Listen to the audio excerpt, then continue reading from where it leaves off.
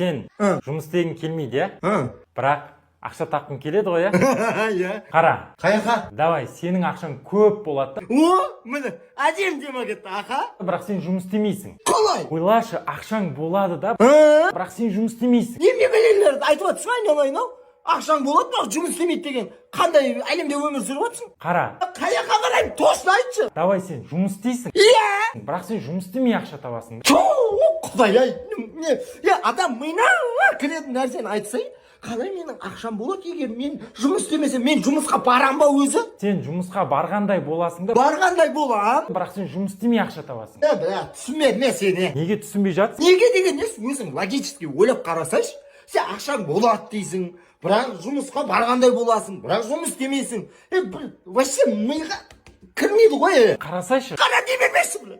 Айтпайсың ғой қаяққа қарауды. Сен көз алдыңа елестетсің. Допустим, нені? Сен жұмысқа бардың. Иә, мен жұмыстамын. Сен жұмыс істемедің.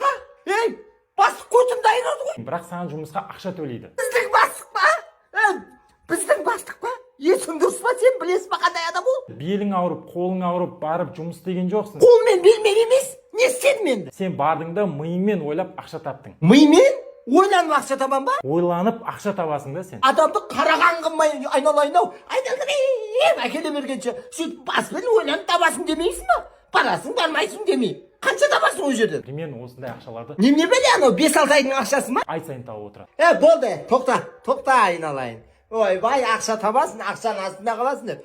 Қолдан деу ақшаны ұстап алып, қоя сал айналайын. Мен саған гарантия берем, табасың. Прямо ақшамен кетеме гарантия. Мен саған үйретейін. Опа, болды ғой, осы жер ғой.